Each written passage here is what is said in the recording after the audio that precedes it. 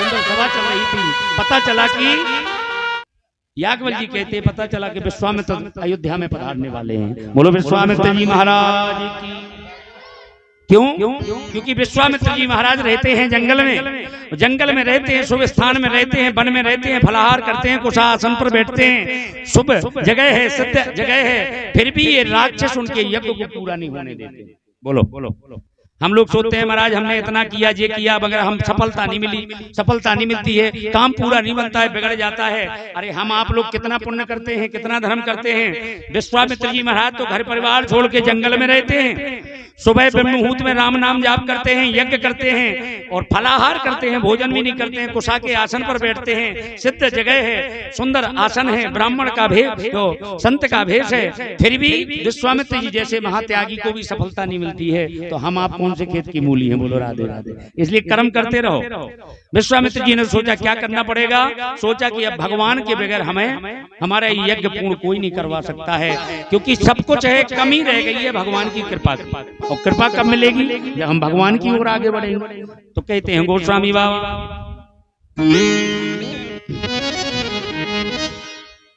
विश्वामित्र महामुनि ज्ञानी, बसहु विपिन शोभे आश्रम जानी। सिया राम जय राम जय जय राम, सिया राम जय राम जय राम। जय जप याज्ञ योग मुनि करहि,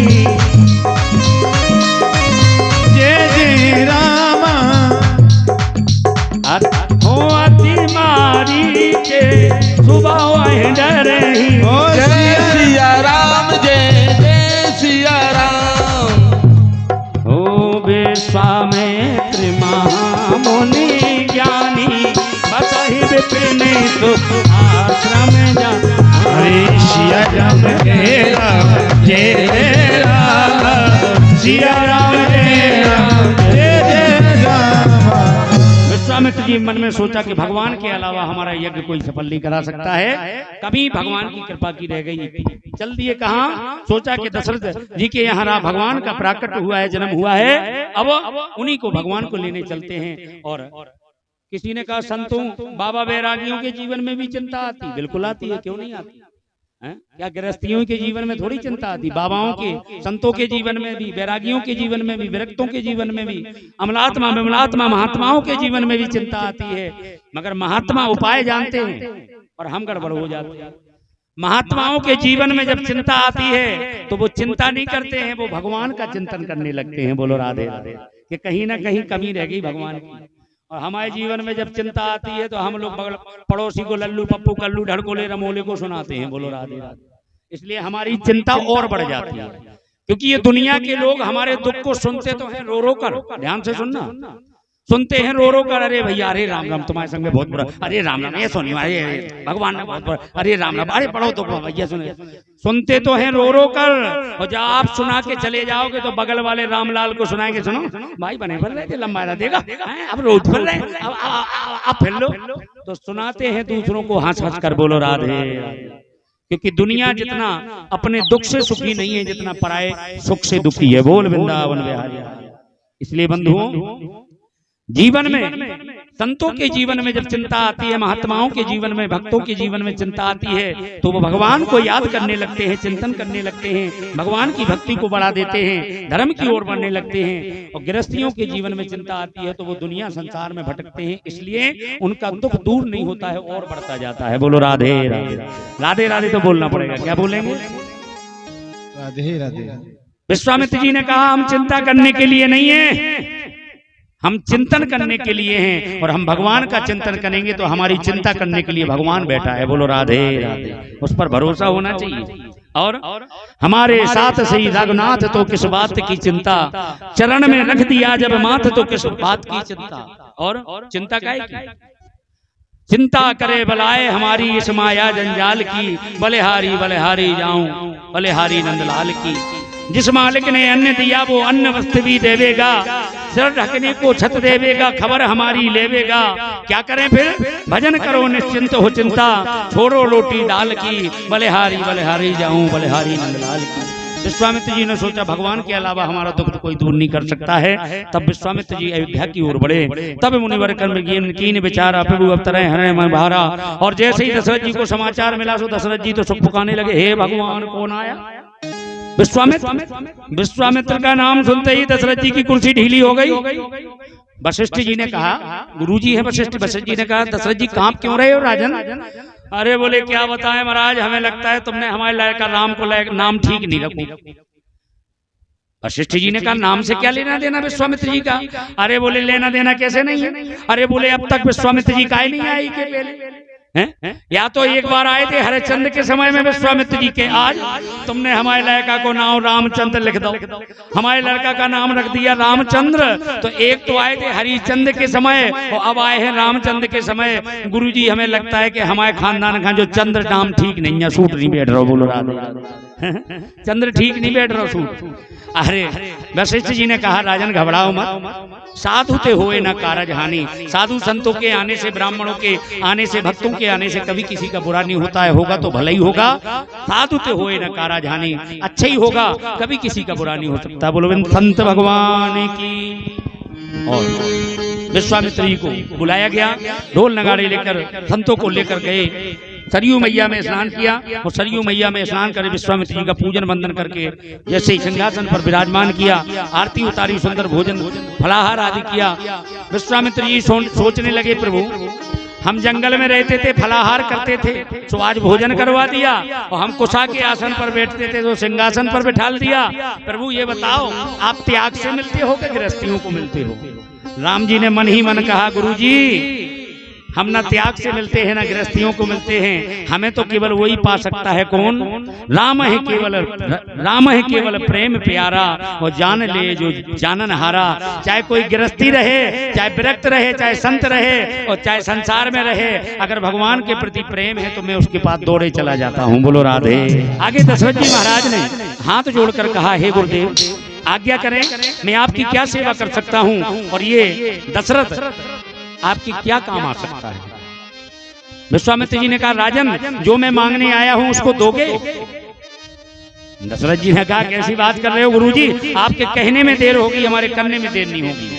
रघुकुल रीत सदा चलाई, प्राण जाए पर वचन न जाए। आप कह के तो देखिए, संत ब्राह्मणों के लिए तो क्षत्रियों के प्राण भी, अगर प्राणों की आहुति, प्राणों की भी जरूरत पड़े, रक्त के एक एक कण की, रक्त के एक एक बूंद की, खून के एक एक बूंद की जरूरत पड़े तो क्षत्रिय अपने संत ब्राह्मणों धर्म की रक्षा के लिए एक एक कण बूंद की दे देते हैं। आज्ञा करें तब जाकर। विश्वामित्र जी कहते हैं, तो सुनो राजन, मुझे क्या समस्या है? इको मैं यज्ञ जिस समय करता हूँ, दुख मुझको निश्चर देते हैं। हे राजन, पूजा सामग्री हवन कुंड सब नष्ट भेद करते हैं।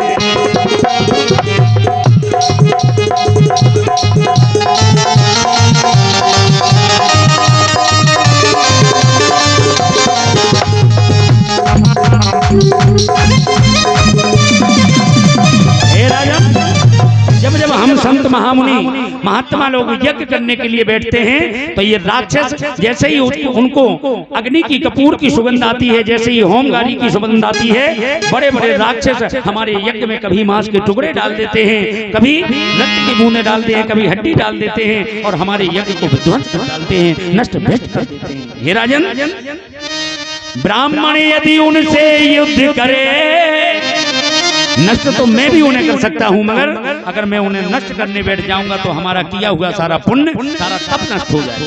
इसलिए ब्राह्मण युद्ध नहीं कर सकते, इसलिए क्षत्रियों से सहायता मांगना। ब्राह्मण यदि उनसे युद्ध करे तो यज्ञ कार्य सब खंडित है। हे राजन, फिर धनवान लेना लड़ूंगा मैं। अब क्षत्रिय किस लिए? क्षत्रिय हमारी रक्षा करने के लिए, तो हम युद्ध क्यों करें? इसलिए राजन, अब धनवान लेना लड़ूंगा मैं, पण भी मेरा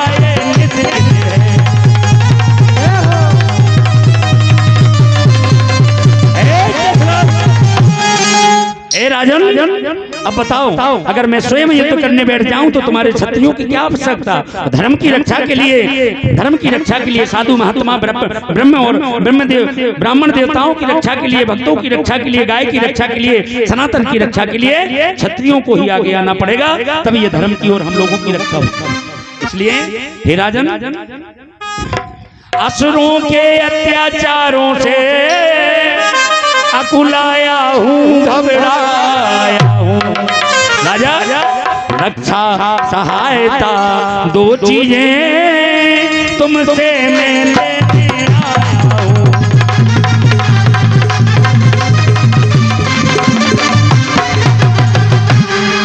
राजन, अब तुमने वचन दिया है कि मेरी रक्षा करोगे, तो मुझे रक्षा, मेरे यज्ञ की रक्षा का वचन दो। और अगर दशरथ जी बोले तो गुरुजी हम चलें, विश्वामित्र जी बोले तुम्हारी जरूरत नहीं है। दशरथ जी बोले कैसी बात कर रहे हो? दशरथ जी बोले क्या कह रहे हो गुरुजी? क्या मैं आपकी कृपा से राक्षसों से लड़ने में सक्षम नहीं हूँ? क्या मैं युद्ध नहीं कर सकता? विश्वामित्र जी बोले बिल्कुल, निसंदेह राजन दशरथ, तुम राक्षसों को मार सकते हो, रक्षा कर सकते हो, मगर मैं अब की बार मारने वाले को लेने नहीं आया हूँ, फिर अब की बार मैं तारने वाले को लेने आया हूँ। दशरथ जी बोले हमारे घर में कौन है प्रभु तारने वाला? बोले ये हमसे नहीं पूछो, अपने वशिष्ठ जी गुरु जी से पूछो।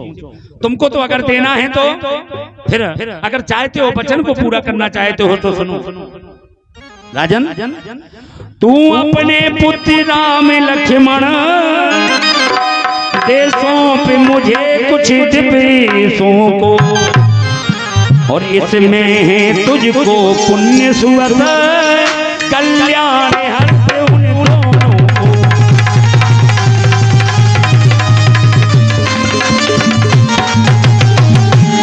राजन, अगर तुम चाहते हो कि मेरे यज्ञ की रक्षा हो, तुम्हारा वचन पूर्ण हो, तो तुम अपने बेटे राम और लक्ष्मण मुझे यज्ञ की सहायता के लिए दे दो, रक्षा के लिए। और जैसे ही सुना, राम का नाम सुना, पैरों तले से जमीन खिसक गई, घुटनों के बल जमीन में गिर पड़े। हे प्रभु, क्या मांग रहे हो प्रभु? अरे कम से कम हे गुरुदेव, आपने जो मांगा है वो कम से कम अपने विचार करके तो मांगो प्रभु। ये जो बच्चे हैं ना, ये जो बालक है, ये बालक नन्हे मुन्ने बालक हैं, ये क्या इतने बड़े बड़े राक्षसों को मारेंगे? और आप कह रहे अनंत समेत देव रघुनाथ। हे गुरुदेव, सुने राजायत अप्रिय वाणी, हृदय कंप मुख दुति मुखलानी। हे राजा, हे गुरुदेव, क्या मांग? अरे आप तो जानते हो गुरुदेव, मेरे वशिष्ठ गुरुदेव जी जानते हैं क्या? चौथे पन में पायो चारी, चौथे पन में पायो सुतचारी, विप्र वचन नहीं कहूं विचार। हे गुरुदेव, ये आपने क्या मांग लिया? और वैसे तो मुझे सारे पुत्र प्राणों से भी प्रिय है, मगर सब सुते प्रिय मोहे प्राण की नाई, राम देते नहीं बनत गोसाई। हे गुरुदेव, राम को कैसे दे दूं? राम देते नहीं बनत गोसाई, राम के लिए क्यों मना किया? इसकी भी एक लंबी कथा है, समय नहीं है। भगवान ने कभी आगे चाहा, हमारा दाना पानी आपके गांव में कभी आगे लिखा होगा तो देखेंगे राम कथा में, और इसका भी कारण है। दशरथ जी ने कहा गुरुदेव, हे मुनिवर दोनों बालक हैं, भोले वाले नाना रगड़ विद्या नहीं जानते हैं, लड़ने में अभी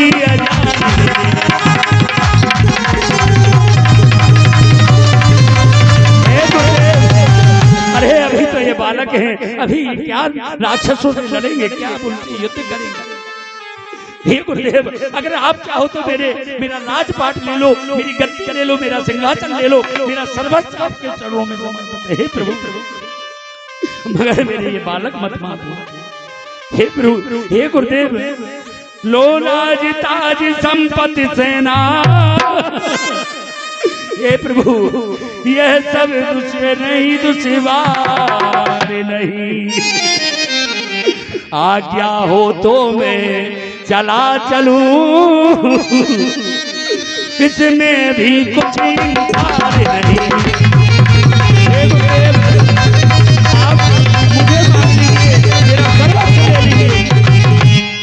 हे प्रभु मेरा सर्वस्व छीन लीजिए, यहाँ तक कि ज्ञानी वर ध्यानी वर महामान मानी वर, सोच के का सयानी बुद्धिकारी कलाम।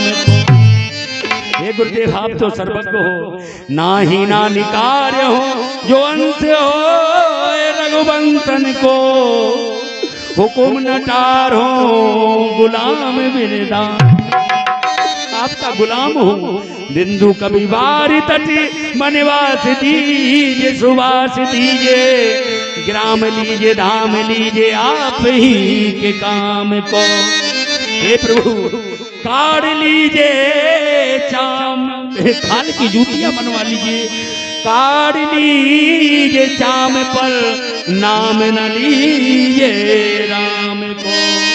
गुरुदेव आप मेरा सर्वस्व ले लीजिए, मेरा राज संपत्ति सेना खजाना सब ले लीजिए, मगर केवल राम का नाम मत लीजिए।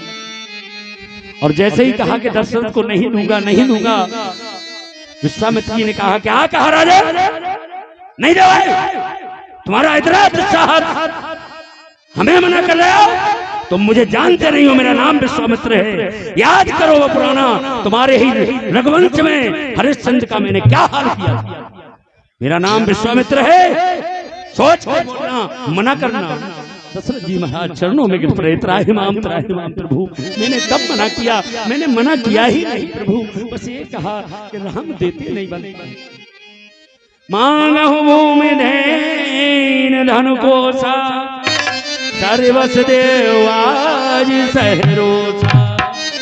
प्रभु सर्वस्व चाहिए तो ले लीजिए, और नहीं चाहिए तो देह प्राण ते प्रिय कछु नाही, सोई मुनि देहु निमित्त माही।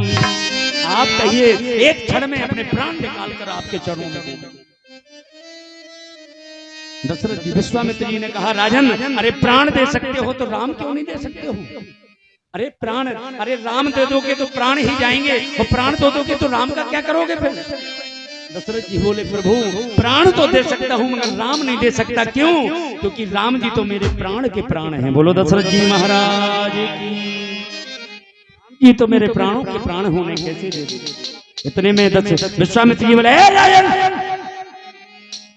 दशरथ तुझ जैसे ज्ञानी को इतनी बच्चों की ममता है, जा चुकी जवानी दीवानी फिर भी माया।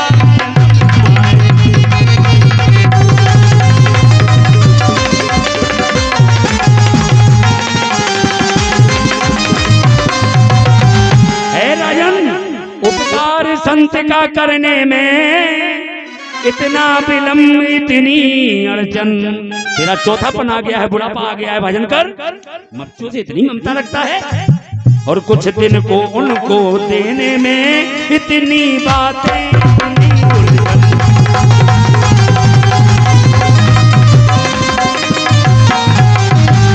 राजन समझ लेना मेरा नाम विश्वामित्र है, अगर तूने नाम मेरे वचन को नहीं माना ना। इतने में वशिष्ठ जी खड़े हुए, गुरुदेव शांत शांत प्रभु शांत। राजन दशरथ ये बताओ तुम्हारी 60,000 वर्ष की उम्र हो गई थी। देखो एक जो हाथ जोड़ के निवेदन है, अगर आनंद लेना है तो थोड़ा समय जरूर देना, क्योंकि अगर ऐसे आनंद के साथ कथा सुननी हो तो थोड़ा टाइम लगेगा। आप लोग निवेदन है बीच से मत जाना, क्योंकि कल से तो फिर आपको जागना भी नहीं है। बोलो राधे राधे, एक बार जोरदार तालियां आप सबके। वशिष्ठ जी ने कहा राजन दशरथ ये बताओ तुम्हारी 60,000 वर्ष की उम्र हो गई थी, तुम्हारे कोई संतान नहीं थी? दशरथ जी बोले नहीं थी गुरुजी। संतान कैसे मिली, कैसे तुम्हारे घर में बेटा हुए?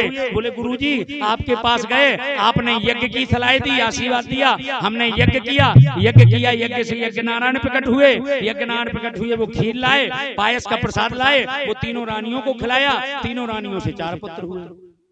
वशिष्ठ जी बोले राजन तुम ये बताओ तो किनकी कृपा से तुम्हें पुत्र मिले? बोले यज्ञ भगवान की कृपा से और संतों की कृपा से। तो वशिष्ठ जी कहने लगे राजन, जिन यज्ञ भगवान की कृपा से तुम्हें 4 पुत्र मिले हैं, जिन संतों की कृपा से, उनके आशीर्वाद से, यज्ञ करने से, उनके आशीर्वाद से तुम्हें 4 बेटे मिले हैं, आज उसी यज्ञ पर संकट आया है। जिस यज्ञ ने तुम्हें 4 पुत्र दिए, आज यज्ञ पर संकट आया है, तो क्या तुम अपने 2 बेटे भी उसकी रक्षा के लिए नहीं दे सकते हो? बड़े स्वार्थी हो गए हो। जिसने तुम्हें इतना सब कुछ दिया, आज उसे तुम्हारी थोड़ी बहुत जरूरत है, और अगर हम पीछे हट जाएं तो हमसे बड़ा बेईमान कौन हो सकता है? बोलो राधे हैं राजन। जिसने तुम्हें 4 बेटे दे दिए, आज उस पर ही संकट आया है, समस्या आई है, तो 2 बेटे नहीं दे सकते हो? और जब बहुत वशिष्ठ जी ने, तब वशिष्ठ बहुविध समझावा, निप संदेश नाश कह पावा, तब जाकर दशरथ जी समझे। दोनों बेटों को बुलाया, दोनों बेटों से प्रणाम करवाया, और विश्वामित्र जी ने कहा देखो दशरथ जी, तुम्हारा तो हाँ हो गया, मगर बेटा सबसे बड़ी पुत्र की सबसे बड़ी अधिकारिणी होती है माता। जाओ बेटा माता से और आज्ञा लिया।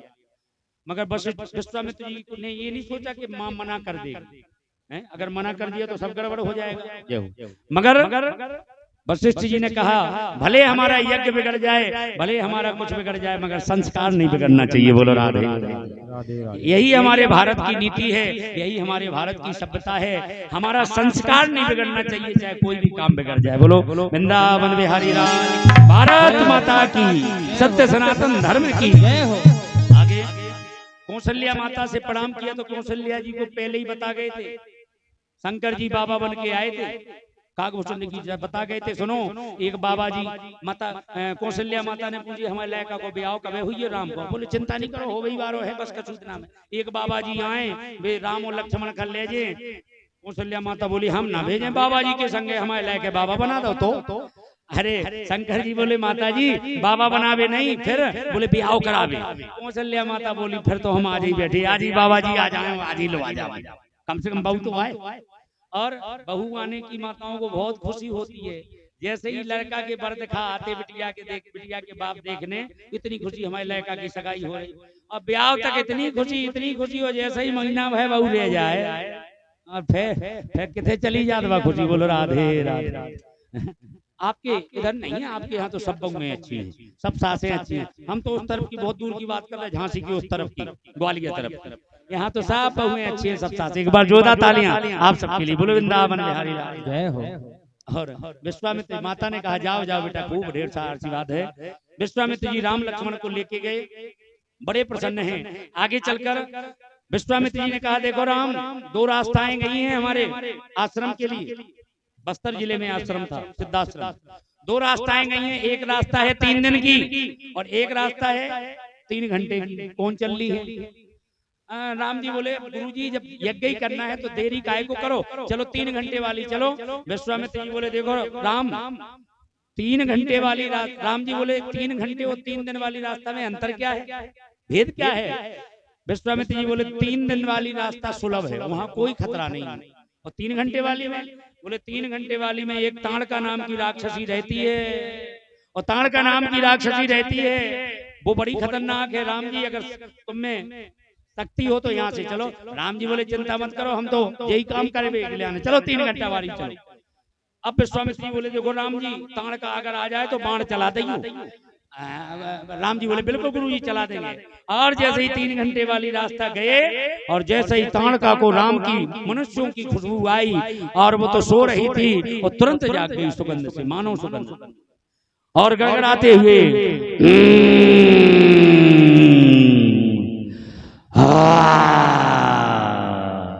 और गड़गड़ाती हुई, आज तो लगता है ब्रह्मा ने मुझे भोजन की व्यवस्था, भोजन का इंतजाम ब्रह्मा ने मेरा कर दिया है। और जैसे ही हंसने की आवाज आई, विश्वामित्र जी कहने लगे राम सावधान रहना, देखो मुझे थोड़ी थोड़ी आवाज आ रही है, गड़बड़ ना हो जाए, थोड़ी थोड़ी आवाज आ रही है। राम जी बोले गुरुजी चिंता मत करो, हम तो हैं। अरे बोले तुम देखो जैसे ही वो आएगी तो बाण चला देना। अरे बोले गुरुजी चिंता मत करो, हम बाण चला देंगे। और इधर ताड़का खड़ी होकर और जोर जोर से हंसने लगी, आज तो भोजन मिलेगा, आज तो भोजन मिलेगा।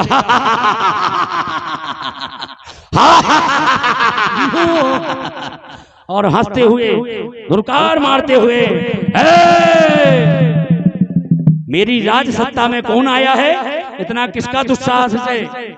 और राम जी और लक्ष्मण जी विश्वामित्र जी बोले देखो राम जी बचा लेना, ऐसा नहीं गड़बड़ ना हो जाए, राम जी ध्यान रखना, राम जी ताड़का आने वाली है। और जैसे ही ताड़का सामने आई, विश्वामित्र जी राम जी देखो बाण चला देना। राम जी बोले बात तो करने दो, बात तो करने दो। विश्वामित्र जी बोले बात करने की बिल्कुल जरूरत नहीं है, बात करने की बिल्कुल जरूरत नहीं है, तुम तो सीधा बाण चला देना। इतने में चिल्लाते हुए हंसते हुए और ताड़का ने जैसे ही प्रहार किया, राम जी बोले महाराज ये तो औरत है, ये महिला है, इसे कैसे मारूं। विश्वामित्र जी कहने लगे देखो राम, दुजिद्रोही जना विचारिए, कहाँ पुरुष कहाँ नार, राम विलम्ब न कीजिए, बाण ताण कै मार। राजन हे राम, ये दुजिद्रोही है, ब्राह्मणों को, कई ब्राह्मणों को, संतों को खा के चबा गई है, कई संत ब्राह्मणों को खा गई है, भक्तों को खा गई है। और जो संत ब्राह्मणों को दुश्मन हो, बैरी हो, वो महिला हो या पुरुष, वो पाप नहीं है, उसे मारने में कोई भी अपराध नहीं है। और ताड़का बोले हे बाबा जी चुप, क्या बोला, आज तो तू तुझसे मैं बड़ी प्रसन्न हूँ। तू हमारे लिए भोजन लाई है, वाह भोजन लाया है, बड़ी प्रसन्न हूँ मैं। ये सुंदर सुंदर बालक बुढ़े, तू ढूंढ कहाँ से लाया है, और लपक जाऊं मैं चना सहित, ये मेरे मन को भाया है।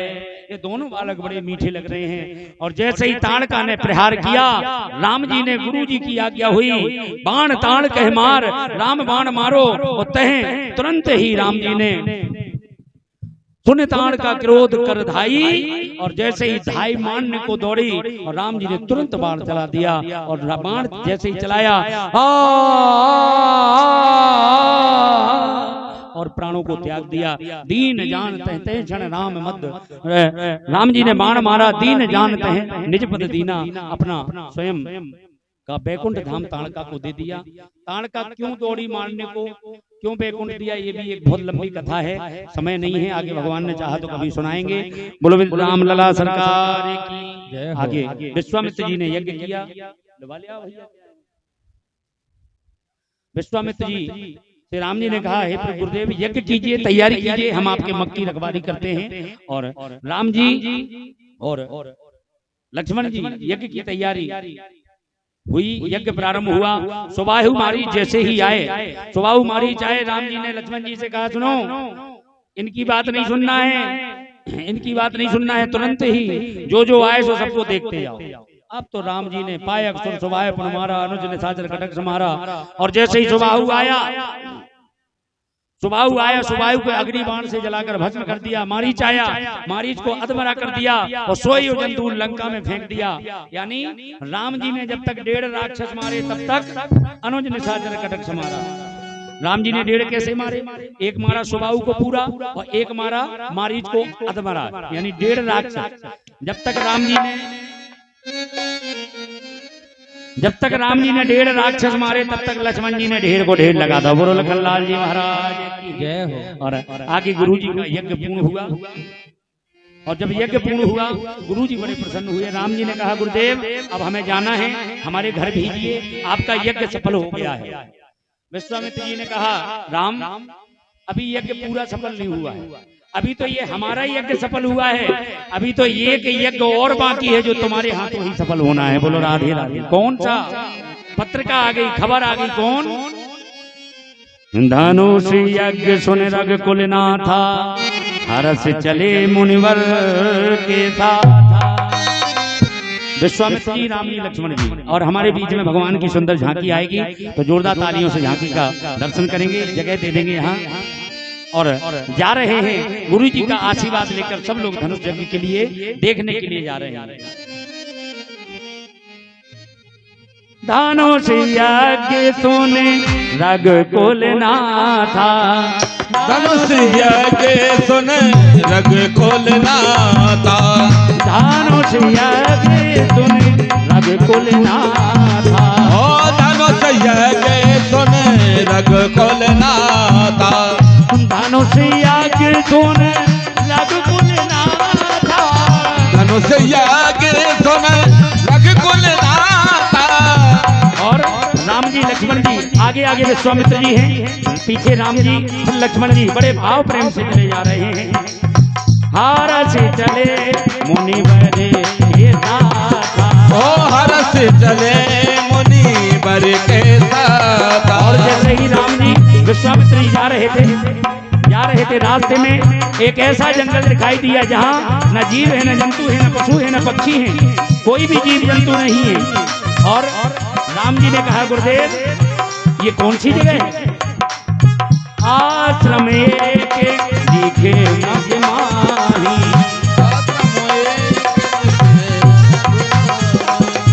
आश्रम एक दिखे मग माही। खागे मृग जीव जंतु ते नाही। ओ खबर मृग जीव जंतु एक। और हमारे राम जी लक्ष्मण जी गुरु जी चलते रहे, इधर से इधर ऐसे चलते रहे। आगे मृग जीव जंतु ते नाही। और भैया उधर तुम 1 घंटे कमरे में क्या कर रहे थे जब ये नहीं सिखा पाए? गुरु जी आगे आगे चलेंगे फिर ऐसे चलेंगे। गुरु जी ने कहा राम ये आश्रम गौतम ऋषि का है और उनकी पत्नी धर्म पत्नी अहिल्या जी जिनके साथ इंद्र ने छल किया और छल करके इंद्र तो चला गया मगर प्रजत्ता के कारण गौतम ऋषि ने जैसे ही जाना श्राप दे दिया। हे अहिल्या तुमने हमारे साथ छल किया, जाओ मैं तुम्हें श्राप देता हूं, तुम पत्थर की नारी बन जाओ। और अहिल्या माता उसी क्षण पत्थर की नारी बन गई। मगर जब अहिल्या माता ने बार बार विनती की तब जाकर गौतम जी को लगा कि गलती अहिल्या की नहीं है मगर श्राप वापस नहीं आ सकता है। तो अहिल्या जी के उद्धार के लिए गौतम ऋषि जी ने कहा चिंता मत करो, तुम्हारा कल्याण करने के लिए भगवान स्वयं राम भगवान परब्रह्म तुम्हारा कल्याण करने के लिए तुम्हें अपने चरणों की रत देने के लिए आएगा, उसी से तुम्हारा कल्याण होगा। विश्वामित्र जी ने कहा राम तुम्हारे चरणों की रज की प्यासी अहिल्या है, राम अपने चरणों की रज देकर अहिल्या का उद्धार करो। तब जाकर राम जी ने अपने चरणों की रज अहिल्या माता को स्पर्श कराई। पहले तो लगा ब्राह्मण पत्नी है स्पर्श कराएं पाप लगेगा। विश्वामित्र जी ने कहा चिंता मत करो राम और कुछ नहीं होगा तुम करो। और जैसे ही चरणों की रज लगाई उसी समय जय हे पद सुर सरिता परम पुनीता प्रगट भई से धरी कोई पद पंकज पूजते कृपाल हरि यह हाथ से धारी गौतम नारी बार बार हरि चरण परी जो गति मन भावा तो वर पावा गई पति लोक आनंद भरी गई पति लोक आनंद। अहिल्या माता को उद्धार किया, वो अहिल्या मैया जय हो। चले राम लक्ष्मण मुनिगम संगा गए जहाँ जग पावनी गंगा। गंगा मैया के चरणों में गए। गंगा मैया की कथा विश्वामित्र जी ने सुनाई। तुम्हारे ही पूर्वज गंगा मैया को भागीरथ जी लाए थे और गंगा जी ने स्नान किया। राम जी को बड़ा प्रसन्न हुए, गाद सुमन सब कथा सुनाई और आगे चलकर जा रहे हैं। जैसे ही एक अमराई में ठहरे और जनक जी महाराज को जनकपुरी के किनारे आए, पास में आए। जनक जी महाराज को पता चला विश्वामित्र जी अपने सुहृद कुमारों के साथ अपने बाल संतों के साथ आ रहे हैं और वरिष्ठ लोगों को संत महामुनियों को सतानंद जी को लेकर पूजन थाल लेकर विश्वामित्र जी का स्वागत करने पहुंचे। स्वागत किया, वंदन किया और स्वागत वंदन करने के बाद पूछा ये कौन है? तब कहा ये अयोध्या नरेश राम दशरथ जी के पुत्र राम लक्ष्मण है। अच्छा प्रभु काय के लिए लाए थे? उनके पिताजी ने हमारी यज्ञ की रक्षा के लिए भेजा था। जनक जी ने कहा आपके यज्ञ की रक्षा हुई? विश्वामित्र जी कहने लगे हमसे क्या पूछते हो, तुम्हारे घर पे भी कल यज्ञ है तो आजमा के देख लो, पूछ तुम भी आजमा लो यज्ञ पूरा किया के नहीं। जनक जी ने कहा तो गुरुजी जिनने तुम्हारा यज्ञ सफल किया है, नहीं से हमारा धनुष यज्ञ भी सफल करा दो। और आमंत्रण दिया और आमंत्रण देकर जनक जी गए। जनक जी जैसे ही गए और जो प्रातः हुआ, सुबह गुरु जी की आज्ञा लेकर रात्रि में शयन करते हुए विश्राम करते हैं तो गुरुजी राम जी गुरुजी की सेवा करते हैं। गुरुजी जब सो जाते हैं तो लक्ष्मण जी राम जी की सेवा करते हैं। प्रातः हुआ ब्रह्म मुहूर्त में जाके भगवान गुरुजी की पूजा के लिए पुष्प बगिया गए, पुष्प बगिया से फूल तोड़ कर लाए। वहीं पर सीता माता गौरी माता का पूजन करने आई थी, वहीं पर सीता माता का दर्शन हुआ। देख कर राम जी को जनक नंदिनी, और राम जी को देखा, राम जी ने जानकी को देखा, वो बाग में वो खड़ी की खड़ी रह गई। राम देखे सिया को, सिया राम को, वो बान दोनों अखियां, वो चारों अखियां लड़ी की लड़ी रह गई। देख कर राम जी को जनक नंदिनी। और राम जी ने मन ही मन सीता जी का वर्ण कर लिया और सीता जी ने राम जी का वर्ण कर लिया। गौरी माता से आसी मन जहाँ है राजो मिले सोबर सहज सुंदर सामरो करुणा निधान सुजान शील सन हे जानत राबरो। हे प्रभु, हे गौरी माता, यही पर मुझे मिले सांवला सलोना सरकार, मन जहाँ है राजो मिले सोबर सर। और गौरी माता ने ढेर सारा आशीर्वाद दिया।